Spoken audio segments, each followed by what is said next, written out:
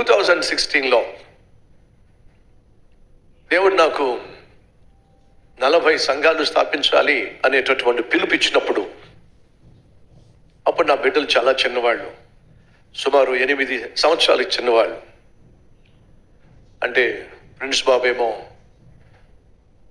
సుమారు 16 సంవత్సరాలు, సుహాస్ బాబేమో సుమారు 12 సంవత్సరాలు లేక 13 సంవత్సరాలు, చిన్నవాళ్ళు. కానీ ఆ రోజు వాళ్ళిద్దరిని పిలిచి ఒక ప్రశ్న వేశాను. చూడండి, పరుగు పందెంలో 100 మీటర్లు ఉంటుంది, 400 మీటర్లు ఉంటుంది, 800 మీటర్లు ఉంటుంది, 1200 మీటర్లు కూడా పరుగు పందెం ఉంటుంది. ఒకవేళ నేను ఒంటరిగా పరిగెడదామంటే 400 మీటర్లు పరిగెడతా.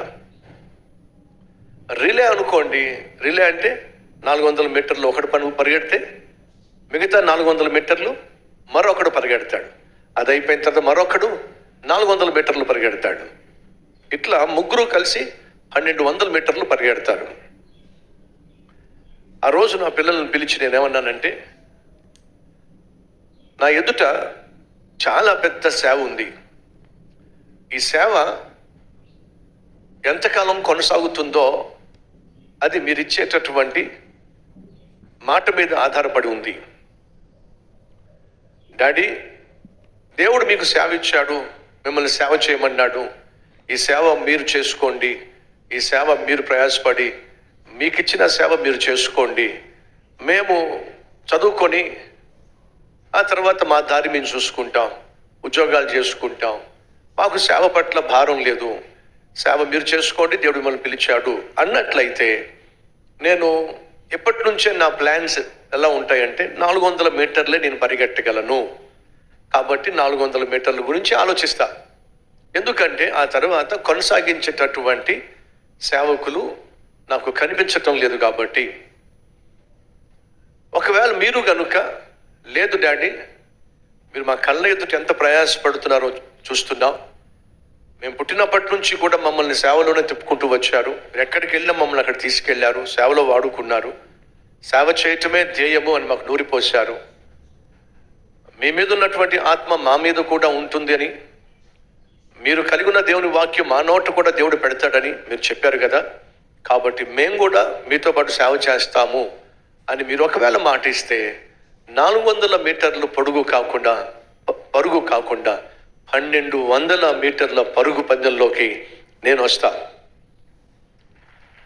ఒకవేళ మీరు కనుక నాతో పాటు ఈ సేవలో పాల్పంచుకోలేము అన్నట్లయితే నేను 1200 మీటర్లు పరుగు పెట్టలేను. కాబట్టి 400 మీటర్తోనే నా పరుగు ముగిస్తా.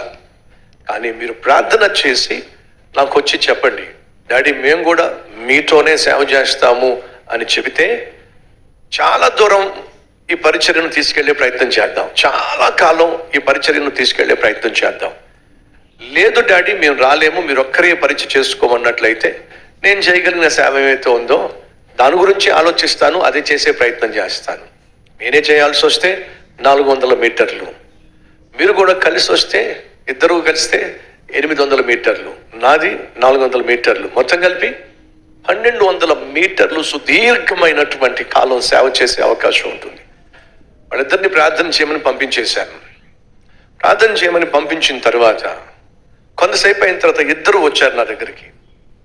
ఇద్దరు వచ్చి ప్రార్థన చేసిన తర్వాత వాళ్ళు చెప్పిన మాట ఏంటంటే, డాడీ మేము ప్రార్థన చేశాం, దేవుడు మాతో మాట్లాడాడు. ఏం మాట్లాడాడు? మీతో పాటు కలిసి సేవ చేయమని అని చెప్పి వాళ్ళు దేవుడిచ్చిన వాగ్దానాన్ని కూడా తీసుకొచ్చి చూపించారు. ఈ వాక్యం ద్వారా దేవుడు నాతో మాట్లాడాడు అని పెద్దవాడు చెప్తే, ఈ వాక్యం ద్వారా దేవుడు నాతో మాట్లాడాడు చిన్నబాబు చెప్తే, ఇద్దరూ కూడా ఆ రోజు నాకు ఒక భరోసా ఇచ్చారు. ఏమిటంటే, మీ ప్రయాస వ్యర్థము కాదు.